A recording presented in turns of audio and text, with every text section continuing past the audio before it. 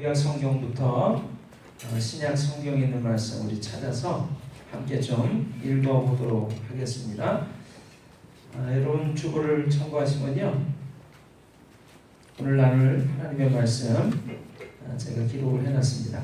사무엘상 8장 1절로부터 3절까지의 말씀, 잠언 22장 6절의 말씀, 디모데후서 3장 14절로 17절까지의 말씀입니다.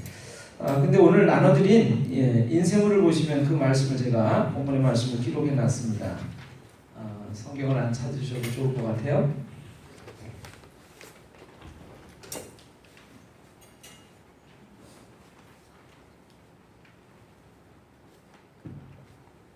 자, 오늘 받으신 인쇄물 참고하시면 되겠습니다. 다 가지고 계시죠? 네. 예.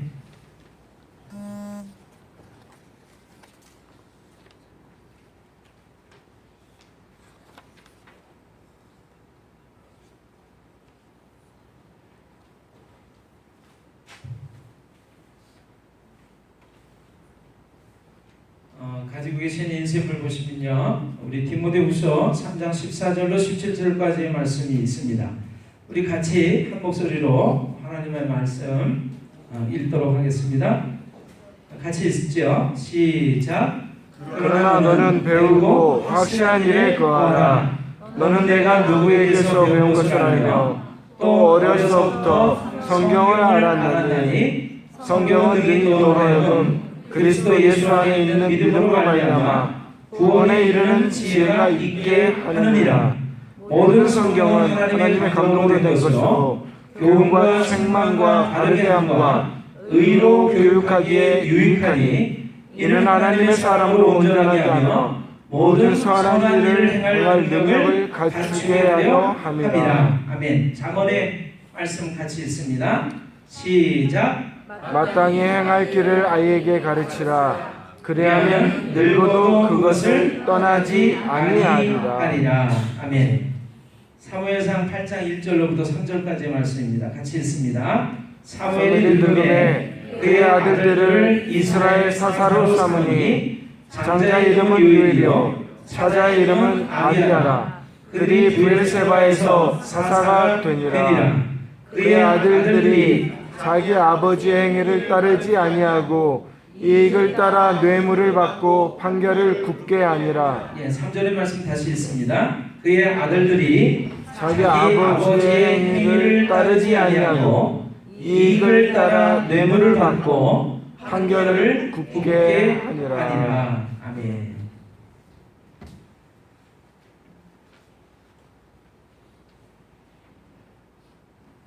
오늘은 제가 그냥 이어폰을 안 쓰고 그냥 무선 마이크를 좀 이용해서 말씀을 전하려고 합니다. 그 거짓말 탐지기 로봇이 발명이 됐대요. 그래서 이 거짓말 탐지기 로봇은요, 거짓말하는 사람들을 사정없이 때리는 기계랍니다. 거짓말하면 사정없이 그 거짓말하는 사람 옆에 가서 사람을 두드려 패는 그 기계래요. 한 아빠가 아들한테 이 기계를, 이 로봇을 테스트해보기로 생각을 했습니다. 그래서 이제 그 로봇을 사서 옆에다 놓고 아들한테 물었어요. 아들아, 너 어제 어디 갔다 왔니? 그랬더니 아들이 이랬어요. 도서관에 갔었어요. 로봇이 아들을 때렸습니다. 어떻게 했다는 거죠? 거짓말을 했다는 거죠. 그래서 아버지가 얘기했어요. 바로 말해. 이 로봇은 거짓말하면 그것을 정확하게 알아채리고 사람을 사정없이 두드려 패는 거야. 그래서 아들이 얘기를 했어요. 친구 집에 갔었어요. 그래서 아버지가 물었습니다. 뭐 했는데? 그랬더니 토이스토리 영화를 봤어요. 디즈니사에서 만드는 그 애니메이션 만화 영화 있죠. 토이스토리를 봤어요. 그랬더니 로봇이 또 아들을 두드려 팼어요. 그래서 아버지가 얘기했습니다. 아들아, 바로 말하라니까. 이 롯은 거짓말을 기가 막히게 알아낸단 말이야. 아들이 울상이 돼가지고 네 포로를 봤어요. 이렇게 소리쳤어요. 아빠가 화를 내면서 말을 했습니다. 뭐라고?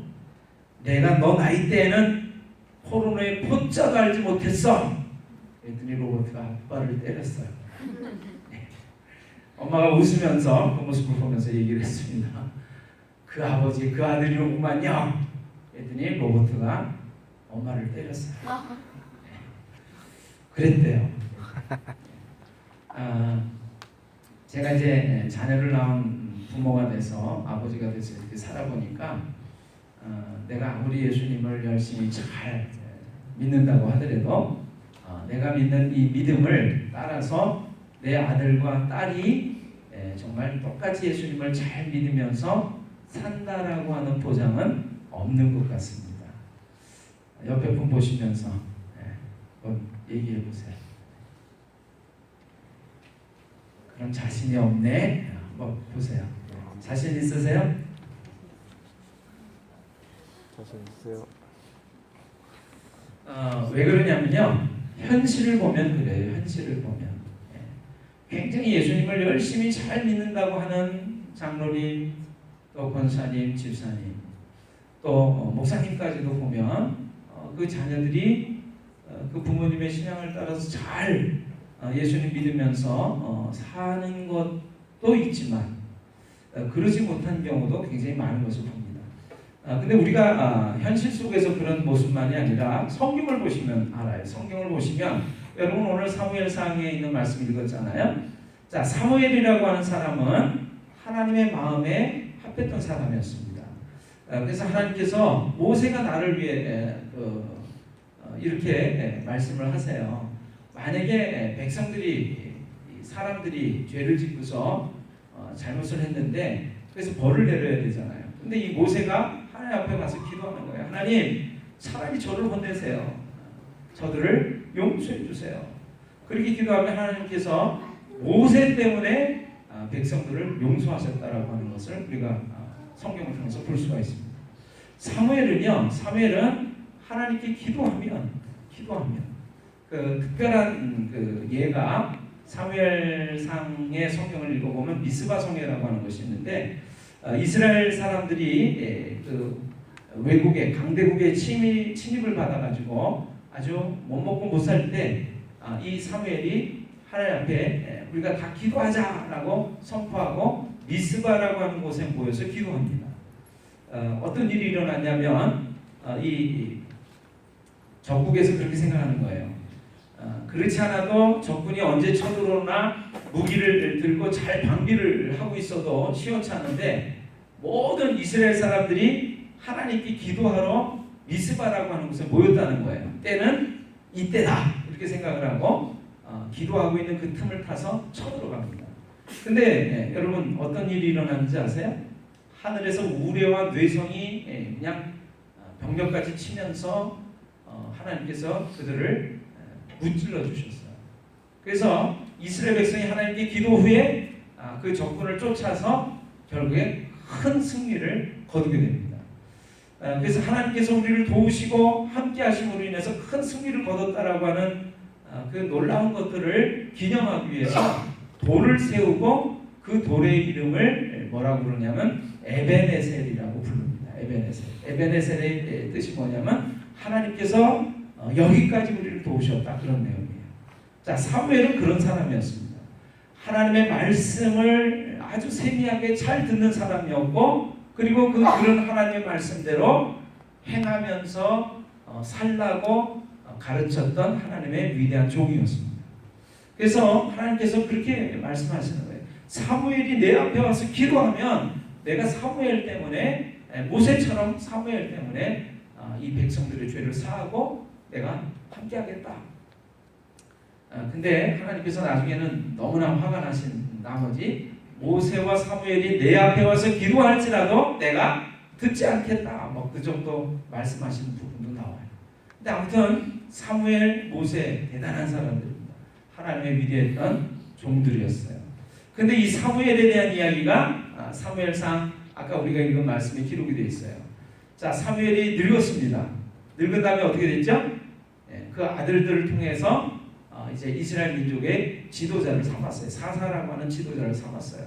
그랬더니 그 지도자가 된 사무엘의 아들들이 아버지의 모습을 따라서 하나님의 말씀대로 살고 바르게 살고 올바르게 이스라엘 백성들을 이끈 것이 아니라 뇌물을 받고 판결을 굽게 했대요. 자기 이익을 따라서 뇌물을 받고 판결을 굽게 했대요. 아버지의 삶을 따라서 살지 않았다라는 것이 성경에 기록이 되어 있습니다. 왜 그렇게 하나님의 말씀대로 가르치고 그리고 이끌었던 그 사무엘이라고 하는 위대했던 아버지 밑에 있는 이 자식들은 그런 모습의 삶을 살았던 것입니다. 그래서 우리가 성경을 보면 우리의 현실이나 성경이나 아버지나 어머니의 믿음이 놀라웠다라고 해서 그 아들들이, 그 딸들이, 그 자녀들이 꼭 그렇게 놀라운 믿음을 따라 사는 것은 아닌 것 같아요.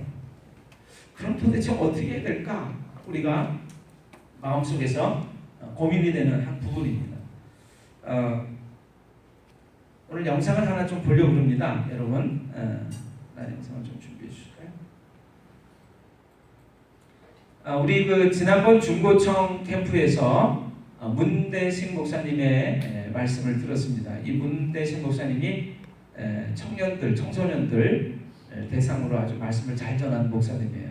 근데 이분하고 또 쌍벽을 이루는 목사님이 있어요. 우리가 작년에 캠프 가가지고 말씀 들었습니다. 이무현 목사님이라는 분이 계십니다. 그래서 오늘 이무현 목사님의 말씀을 여러분들하고 잠깐 좀 같이 보기로 원합니다. 이번에 간증 겸해서 말씀인데, 이분은 외할머니가 무당이고요, 어머니가 술집을 40년 동안 했어요. 할아버지가 스님이셨고, 그러니까 참 기가 막힌 집안이죠. 네, 반갑습니다. 나오게 돼서 너무 감사하고요. 나는 기적이다라는 제목의 이제 제목을 받고 준비하게 되는데, 무엇이 기적일까 좀 많이 생각해봤어요. 어떤 게 기적일까. 그런데 모든 게 다 너무 많이 기적이 있어서 오늘은 기적 중에 한 24가지 정도만 이야기하고 나머지 가지 기적을 좀 나중에, 웃어서 준비를 아까 연습했잖아요. 저희가 24가지 정도 기적 얘기하고 나머지 기적을 좀 나중에 얘기할게요. 사실은 이제 기적 중에 제일 큰 기적이 예수 믿는 기적이잖아요. 저 같은 경우 원래 예수 믿을 수 없는 가정이, 외할머니가 무당이셨어요.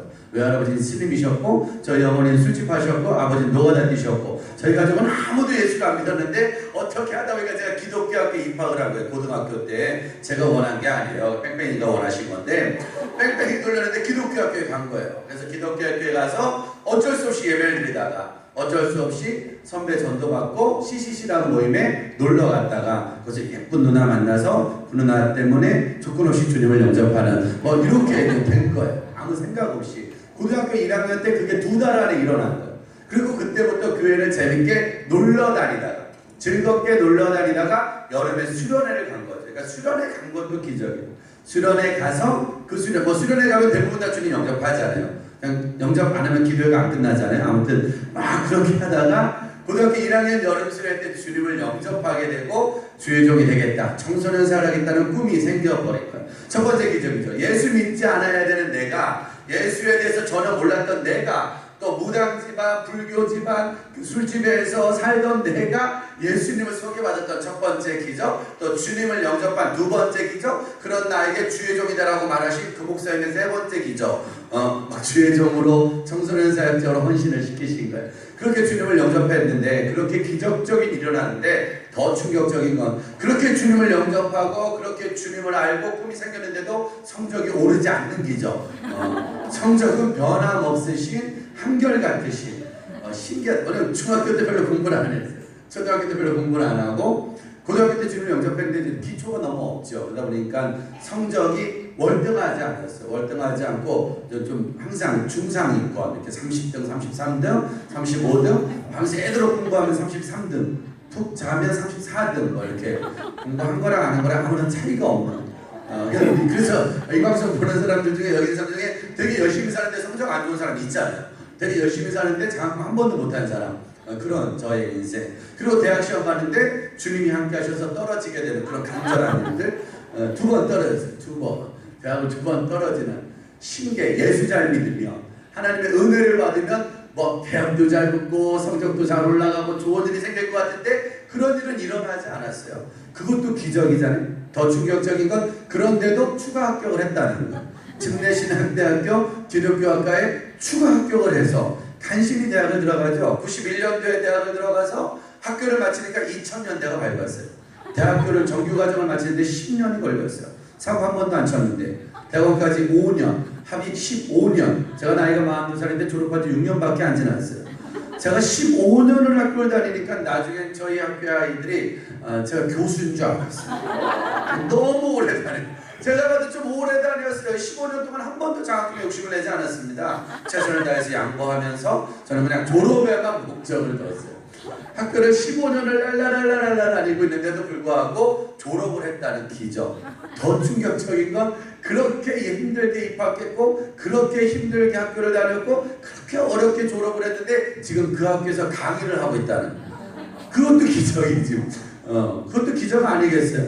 모든 게 다 기적인 거야. 그렇게 해서 지금은 그 학교에서 강의도 하고 청소년 사역도 하고 집회도 다니는 그러면서 시스트에도 나오는 이렇게 사역자가 되었다는 기적적인 이야기가 있죠.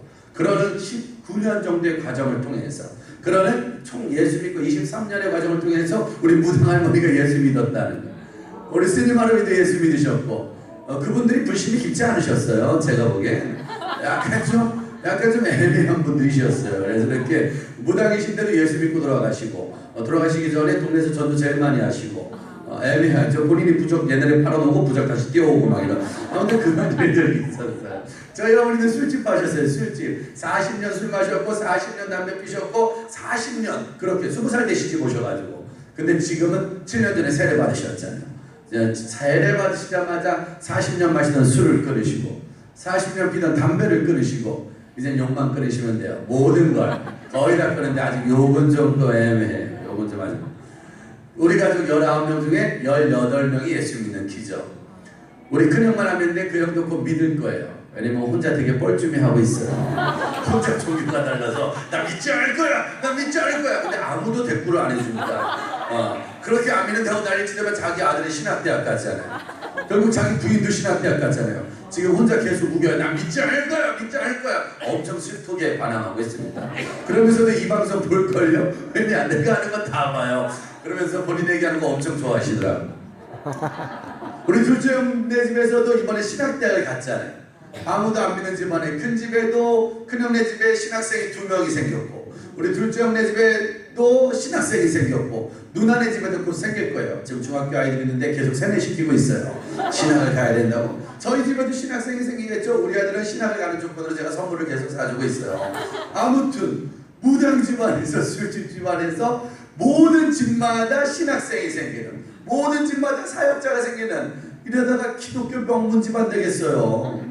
이것이 기적 아니겠어요? 네, 반갑습니다. 더 충격적인 기적. 그렇게 하나님의 은혜로 청소년 사역을 시작했고 진검다리 선교회 사역을 시작했어요. 19년 전에.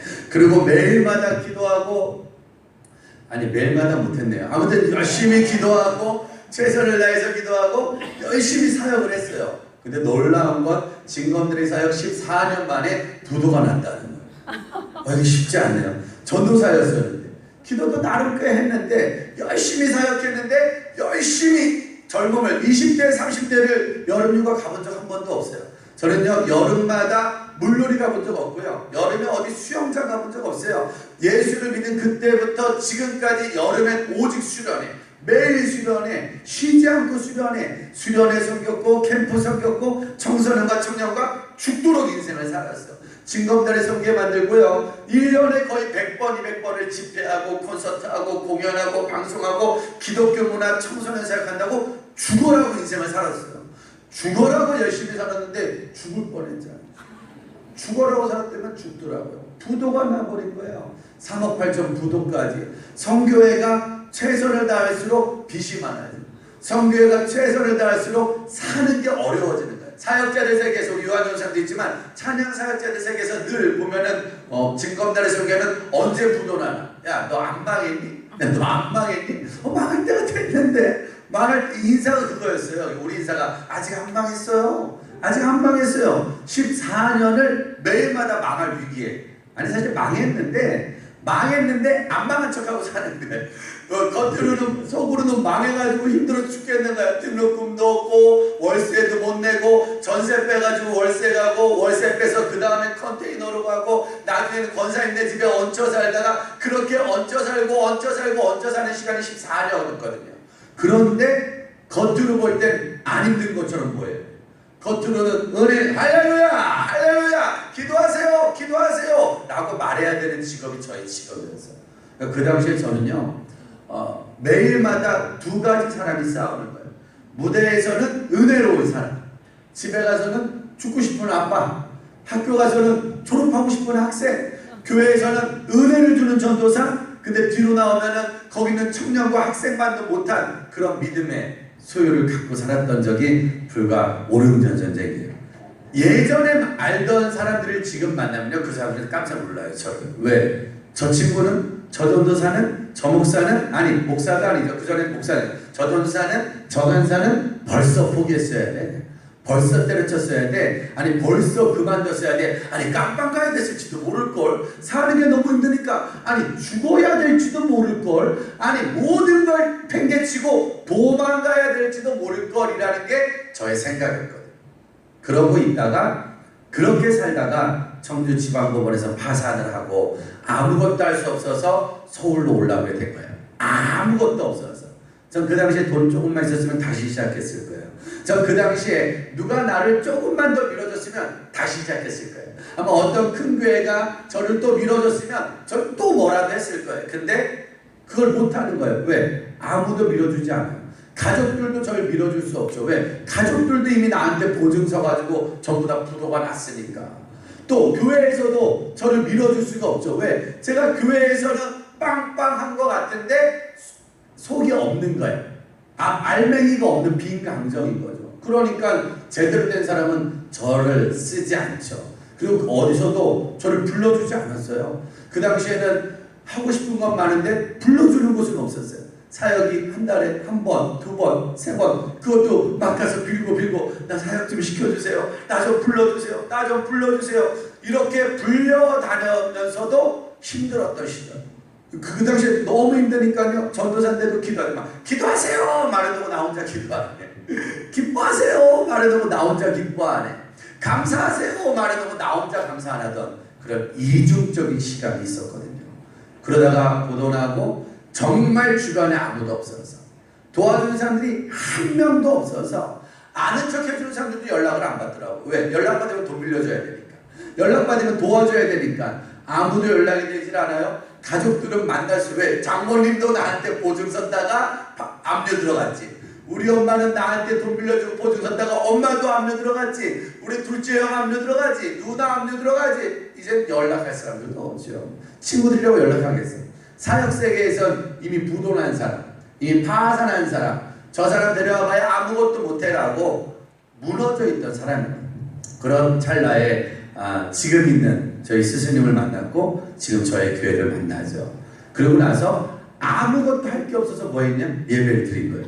불러주는 데가 없으니까. 아무것도 할 게 없으니까 기도를 한 거예요. 왜? 불러주는 데가 아무도 안 놀아줘. 나하고 좀 놀아줘야 되는데 그때 막 CBS가 나랑 좀 놀아주고 그때 큰 교회가 나랑 놀아주고 유명한 사람들이 나랑 놀아줬으면 나는 그 사람들을 쫓아다니면서 어떻게든 살아보고 싶어서 애를 썼을 텐데 아무도 나랑 놀아주질 않았어요. 그래서 어떻게 했냐? 그냥 하나님이랑 놀았어요. 예배를 드리면서. 근데 저희 스승 목사님이 저에게 그런 말 했습니다. 예배 잘 드려. 앞자리에서 예배 잘 드려. 믿으면서 기도해. 열심히 기도해. 그러면 힘들거나 말거나 찬양 열심히 해. 기쁘게 찬양해. 신나게 찬양해. 하나님이 다 보고 있어. 그 얘기를 하더라고요. 그래서 정말 예배만 잘 드렸어요. 열심히 드렸어요. 그리고 기도했어요. 시키니까 진짜 열심히 기도했어요. 찬양도 했죠. 신나게 찬양하고 막 뛰면서 찬양하고 열심히 찬양하고 그렇게 예배를 1년 드린 거예요. 1년. 그리고 또 1년. 그렇게 1년, 2년 지날 때 그런 말 들었어요. 네가 하나님 앞에서 바르게 예배드리면 너가 하나님 앞에 거짓말하지 않고 기도하면 네가 힘들거나 말거나 진짜 기뻐 찬양하면 하나님은 너 쓰실 거야. 왜? 너의 모습을 보고 있으니까. 너의 기도를 들었으니까. 네가 3년만이라도 하나님 앞에 바르게 예배드려. 하나님 앞에 바르게 기도해. 바르게 찬양해.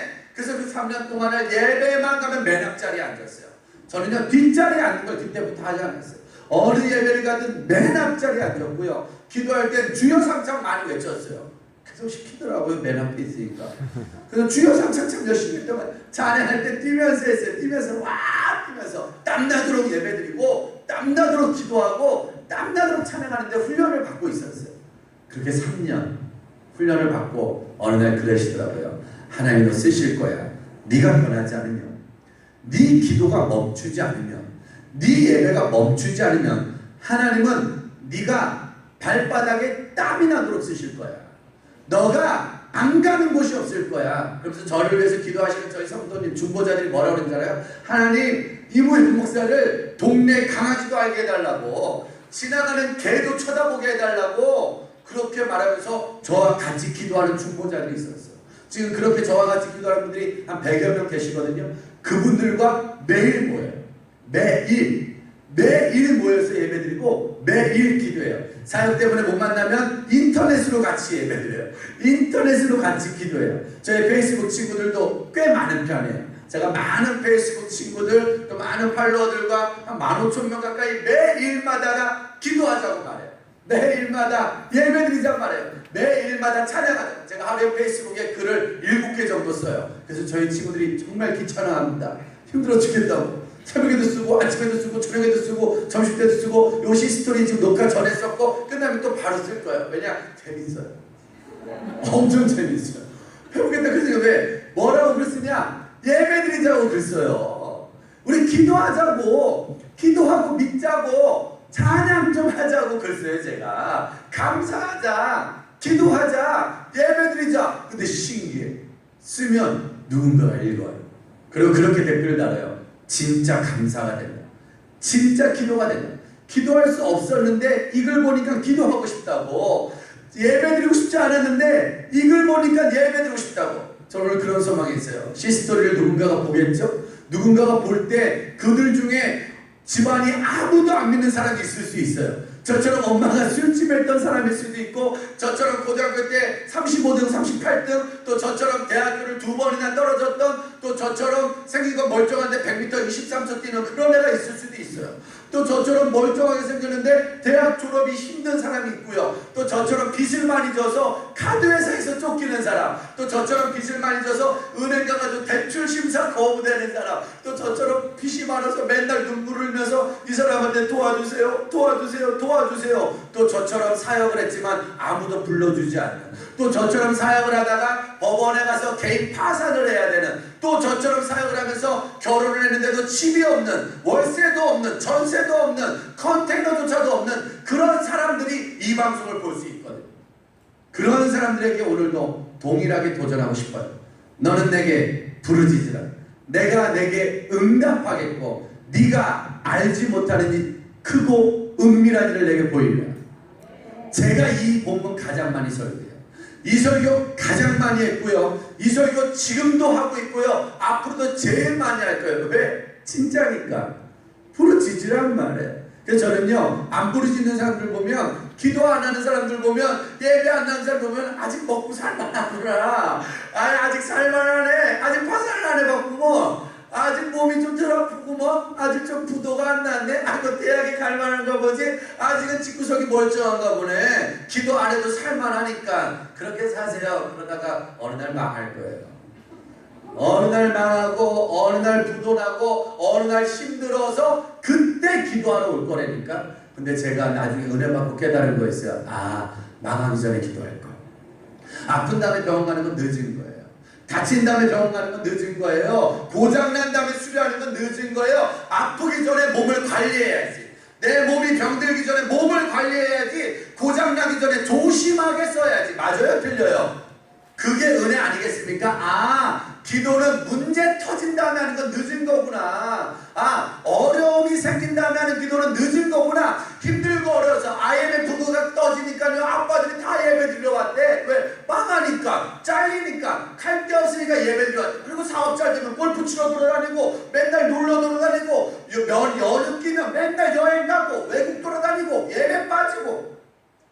좋을 때 내 마음대로 사는 거예요. 그리고 힘들 때 와서 예배드리고 기도한다. 주님이 다 보고 있다는 거예요. 나중에 응답은 받겠지만 거기까지예요. 죽지 않을 만큼, 더 이상 죽지 않을 만큼만 응답을 받는 거예요. 그런데 그 전에 예배드리고, 그 전에 기도하고, 그 전에 부르짖으면 고3인데도 예배드리고 기도하고 부르짖고, 대학생인데도 방학 때 예배드리고 부르짖고 매달리고, 사업이 힘들고 직장이 힘들고 살아가는 게 힘들고 바쁘고 어려워도 예배 먼저 기도 먼저 하면, 찬양 먼저 하면, 그 다음엔 응답하시 어떤 네가 알지 못하는 크고 은밀한 일. 할렐루야. 너는 저는 상상도 하지 못할 크고 은밀한 일이 너에게 생긴다. 반드시 기적은 일어납니다. 오늘도 기적이에요. 매일 밤마다 그런 일기를 쓰고 잠이 듭니다. 오늘도 도우신 주님께 감사 영광 올려드립니다. 내일도 일하실 주님을 기대합니다. 왜냐? 오늘보다 내일이 더 잘 될 거니까. 2013년도보다 2014년도가 더 잘 될 거니까. 할렐루야. 매일마다 믿어지는 거예요. 왜? 난 오늘도 기도했으니까. 난 오늘도 기도하니까 내일 더 잘 될 거니까. 이번 여름에 은혜 받아야죠. 왜? 이번 여름에 은혜 받고 기도하면 더 잘 될 거니까. 기도 안 하시는 거는 그냥 사는 거예요. 대충 오늘처럼 내일이 똑같을 거예요. 아니면 좀 지나면 오늘과도 못한 내일을 살게 될 거예요. 기도하는 건 오늘과 전혀 다른 내일이에요. 상상할 수 없는 내일. 같이 그런 기도의 기적을 날마다 맛보는 저와 여러분이 됐으면 좋겠습니다. 24가지가 아니라 24,000가지도 말할 수 있지만 시간이 끝났습니다. 나중에 다시 만난다면 더 놀라운 기적의 간증으로 여러분과 함께 좋은 시간 나누길 바랍니다. 감사합니다. 이명 목사였습니다. 네, 우리 한번 박수. 네. 자, 먼저 이렇게 간증 영상을 좀 보고 싶었는데, 여러분 제가 지금 뭐 마이크를 무선 마이크도 썼다가 유선 마이크도 썼다가 지금 이어폰을 썼다가 그렇게 합니다. 지금 앞에서는 우리 집사님이 막 영상 촬영하느라고 열심히 하고 있는데, 여러분 한번 귀를 손을 들어가지고 귀를 한번 이렇게 대보세요. 네. 그리고 말 한번 해보세요. 나는 이뻐요. 네. 잘 들리나요?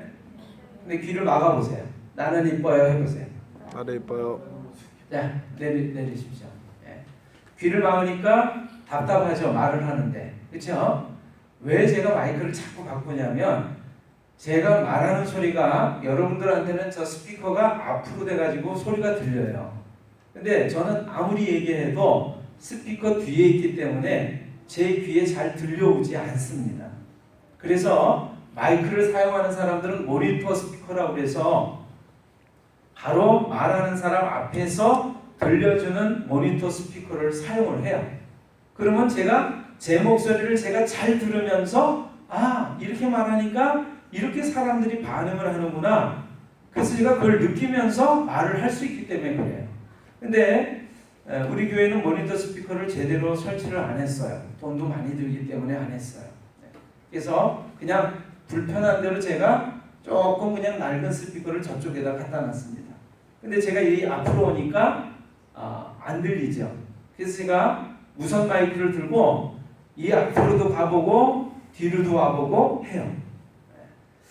여러분들은 제가 왜 마이크를 바꾸는지 아마 이상하게 생각했을런지 모릅니다. 저는 하나님 말씀을 전하려고 여러분들이 잘 모르고 계시지만 이렇게 마이크를 쓸까 저렇게 마이크를 쓸까 이 위치에 갈까 저 위치에 갈까 오늘도 인쇄물을 나눠드렸습니다만 인쇄물을 통해서 하나님의 말씀을 전할까 내가 외워서 말을 할까 읽으면서 말을 할까 무지무지 몸부림을 치면서 고민을 하면서 말씀을 전해요. 제가 전에 그런 말씀 드렸어요. 여러분 오리가 물 위에서 헤엄치는데 어때요? 어떻게 다니죠? 그렇게 다니잖아요. 그렇죠? 근데 물속에서는요 막 물칼피 달린 다리로 막 해적고 다니는 거예요. 제가 오늘도 예배 시작 전에 강단에서 엎드렸어요. 아버지 도와주세요. 저는 부족하지만 저는 연약하지만 하나님의 말씀이 당신의 사람들의 마음속에 깊숙이 들어갈 수 있도록 해주세요. 그래서 제가 저 영상도 찾아서 말씀 속에 끼워 넣는 이유가 그런 거예요. 제 몸부림을 여러분들이 기억하면서 저를 위해서 기도해 주시기를 바라요. 그러니까 어느 순간에 예배 드리러 와서 오늘 예배 공연 한번 봐야지, 오늘 목사님이 무슨 말씀 전하나 나는 한번 들어봐야지 이러지 마세요.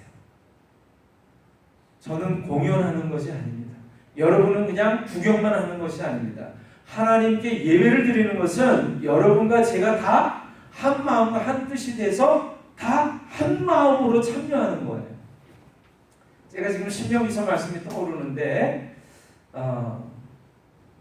너는 마음을 다하고 뜻을 다하고 목숨을 다해서 너희 주 하나님을 사랑해라. 아멘. 그게 우리가 예배를 드리는데 온 마음을 다해서 열중을 해야 될 이유입니다. 하나님이 우리에게 말씀 주셨는데 그 말씀이 뭐냐면 주 너의 하나님을 사랑해라. 어떻게? 너의 마음과 뜻과 목숨을 다해서 사랑해라. 그 다음에 말씀이 뭐였냐면 들어오든지 나오든지 하나님의 말씀을 너희 자녀들에게 가르쳐라. 이렇게 되어 있습니다. 가르쳐라. 또 하나가 뭔지 아세요? 하나님의 말씀, 하나님 사랑하라고 말씀을 우리에게 주신 다음에 하나가 뭐냐면 하나님 말씀을 가르쳐라. 들어오든지 나가든지 앉았을 때든지 일어날 때든지 성읍에 있든지 들어오든지 간에 하나님의 말씀을 가르쳐라. 두 번째가 뭐냐면 강론해라 이렇게 됐어요. 하나님의 말씀을 가르치는 걸로 충분하지 않습니다. 이 말씀은 이러한 뜻이란다. 그래서 우리가 이렇게 살아야 돼 라고 하나님의 말씀의 깊숙한 의미를 가르쳐 주래요. 설명을 해 주래요. 그게 강론이에요. 강론. 세 번째가 뭐냐면 기록해라. 기록해라. 문설주에서 기둥에도 기록하고 천정에도 기록하고 네 미간에도 기록하고 팔목에도 손목에도 메워서 하나님 말씀 기록해라. 제가 고민했어요. 이 말씀 전하고 끝 해야지. 근데 사실 오늘 여러분 오늘 그 주보를 보시면 오늘 설교 제목이 있습니다. 뭐라고 되어 있죠? 내가 어려서부터 성경을 알았나니. 두 번째 뭐 있어요? 마땅히 행할 길을 아이에게 가르치라. 여러분 제가 아까 말씀드렸잖아요. 성경을 보니까 믿음이 좋은 사람들, 위대했던 사람들이 나오는데 그 위대했던 사람들의 자녀들이 위대했던 아버지 뒤를 쫓아서 살아가지 못하는 걸 제가 봤어요. 현실을 보니까 내가 예수님을, 하나님을 정말 열심히 사랑하고 믿고 따라가야지. 그리고 정말 그렇게 믿고 따라가는데도 불구하고 우리의 아이들은 그렇게 살아가지 않는 것을 제가 보게 됐어요. 우리 애들을 얘기하는 건 아닙니다. 우리 주변의 사람들을 한번 살펴보세요. 아버지는 굉장히 믿음이 좋은데 장로님인데 목사님인데 권사님인데 집사님인데 아이들은 아이고 뭐 아빠가 믿는 하나님이 뭐 내가 믿는 하나님인가? 그래서 마음대로 살아가는 거예요. 그래서 제가 물음표가 생겼어요. 물음표가. 왜 그럴까? 왜? 그랬더니 아까 우리 최태순 집사님이 기도 가운데 얘기했는데 모든 범사의 인생에 때가 있대요. 여러분 공부할 때가 있고 놀 때가 있고 쉴 때가 있고 사랑할 때가 있고 미워할 때가 있고 돌을 주술 때가 있고 돌을 던져버릴 때가 있고 다 때, 천하의 범사의 때와 기한이 있대요. 여러분 아무리 하나님의 말씀이 능력 있고 좋아도 사람이 어느 정도 성장해서 크면 어른이 되면 이제 청소년기를 지나서 성년이 되면요 엄마 아빠의 이야기가 들어오지 않는 때가 옵니다. 그때가 되면 아이들이 뭐라고 그러냐면 아빠 엄마 나도 컸어요. 나도 성인이에요. 나도 인격이 있어요. 이렇게 얘기해요. 이미 자기만의 생각과 판단이 확고하게 고정화되어 있기 때문에 아빠 엄마를 통한 좋은 교훈과 훈계가 들어가지 않는 때가 와요. 그러니까 어떻게 해야 돼요? 어렸을 적에 마땅히 행할 길을 누구에게 가르치라? 아이에게 가르치라. 그리하면 늙어도 그것을 떠나지 아니하리라. 여러분 왜 우리가 우리 아이들이 나의 믿음을 받아서 나의 놀라운 하나님을 경험하고 살아가지 못하느냐? 때가 있는데 그 때에 하나님의 말씀을 전하지 않았기 때문에 그래요. 가르치지 않았기 때문에 그래요. 강론하지 않았기 때문에 그래요. 들려주지 않았기 때문에. 마음판에 새길 수 있도록, 생각 속에 새길 수 있도록 우리가 가르치고 강론하고 보여주지 않았기 때문에 그래요. 전 고등학교 시절에 제가 굉장히 좋아하는 중마고가 있었는데 어머님이 권사님이셨어요. 근데 그 권사님은요 화장실에도 성경 말씀을 기록해가지고 문 앞에다 붙여놨어요. 그 다음에 거실에 나가면요 거실에 조그만 화이트보드가 아니라 그때는 이제 청칠판 조그만 청칠판이 있었는데 분필로 하나님의 말씀을 매일같이 다른 말씀을 기록해 놓으시는 거예요. 그래서 제가 그 집에 가면 하나님의 말씀 한 구절 한 구절이 보여요. 제가 지금도 잊혀지지 않는 것. 마음을 다스리는 자는 성을 빼앗은 용사보다 나으리라. 그 말씀입니다. 여러분 마음을 다스리는 자는 성을 빼앗은 용사보다 낫대요. 제 친구가 좋거나 싫거나 일어나면 맨날 하나님의 말씀 어떻게 해요? 읽게 되고 보게 되고 듣게 되는 거예요. 그러니까 제 친구의 마음속에 어떻게 해요? 하나님을 내가 사랑해야지, 하나님의 말씀대로 살아야지, 이런 것들이 마음속에 새겨진 거예요. 여러분 내가 나중에 대학 가고 그리고 회사에 취직해서 돈 벌고 그래서 좀 괜찮아지면 그때 하나님 잘 믿어야지. 노. 절대로 그때 하나님 제대로 섬길 수 없어요. 지금 나의 환경과 상황 속에서 하나님 섬길 때 우리가 제대로 섬길 수 있습니다. 아멘. 믿으시기를 바랍니다. 아멘. 그리고 때와 기한이 가 있기 때문에 우리 자녀에게 지금 하나님의 말씀 가르치지 않으면 우리 아이들의 삶이 복될 수가 없어요. 자, 그래서 제가 오늘 말씀드리는 겁니다. 디모데후서 3장 15절에 이렇게 되어 있습니다. 또 내가 어려서부터 성경을 알았나니 성경은 능히 너로 하여금 그리스도 예수 안에 있는 믿음으로 말미암아 구원에 이르는 지혜가 있게 하느니라. 여러분 어려서부터 뭐를 알았다고요? 성경 알았다고 하나님 말씀은 말씀해주고 있어요. 이게 디모데라고 하는 젊은 청년에게 하는 얘기예요. 근데 15절 말고 16절 읽어보세요. 성경은 모든 성경은 하나님의 감동으로 여러분 가지고 계시잖아요. 네. 자 다시 여러분 가지고 계시면 요거 읽고 마치려고 해요. 모든 성경은 하나님의 감동으로 된 것으로 교훈과 책망과 바르게 함과 의로 교육하기에 유익하니 이는 하나님의 사람으로 온전케 하며 모든 선한 일을 행할 능력을 갖추게 하려 함이라. 아멘. 아멘이십니까? 아멘. 하나님의 모든 말씀은 하나님의 그 감동으로 됐다는 말이에요. 그냥 어떤 사람이 그냥 한마디 써볼까? 한 게 아니에요. 하나님께서 거기에 하나님의 놀라운 능력을 부어주시고 성령을 부으셔서 그 말씀을 듣는 이들마다 눈이 열려지고 마음이 깨어지고 그러면서 변화될 수밖에 없는 능력의 말씀이 하나님의 말씀인 줄 믿으시길 바랍니다. 아멘. 그래서 모든 성경은 하나님의 말씀, 감동으로 된 것으로 책망과 교훈과 훈계와 바르게 함과 의로 교육하기에 아주 유익하다는 거예요. 하나님의 말씀을 배우지 않으면 우리의 자녀들이 변화될 수 없습니다. 여러분 우리 아이들이 축복된 삶을 살기를 원하십니까? 아멘. 그렇다면 성경 가르치세요. 예배 드리는 거 가르치시고 하나님께 기도하는 거 가르치세요. 그러려면 어떻게 돼요? 말로만 너 이렇게 아니에요. 부모가 먼저 본을 보여야 돼요. 하나님을 귀하게 여기고 살아가는 삶을 내 삶을 통해서 보여야 되는 거예요. 그게 진정한 가르침인 거예요.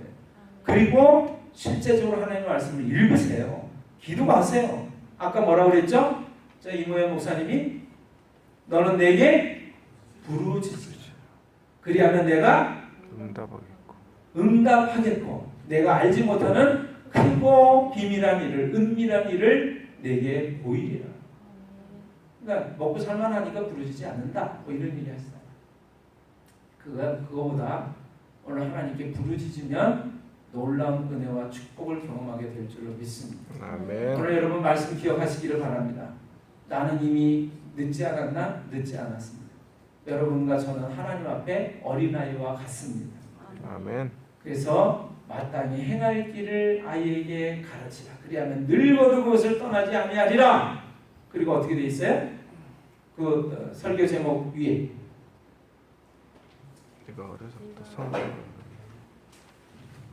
내가 어려서부터 성경을 알았다니.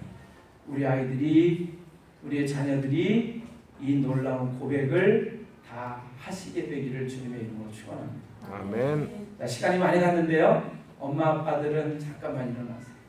옆에 애들이 있죠? 일어나세요. 이제 어떻게 하시냐면 집사님 앉아 계시고, 자, 엄마 아빠들은 어떻게 하냐면 우리 자녀를 위해서 지금 이 시간 기도하는 거예요. 잠깐 기도할 거예요. 1분 기도할 거예요. 손을 얹으세요. 머리에 손을 얹으시고 손을 잡으세요. 어떻게 기도할까요?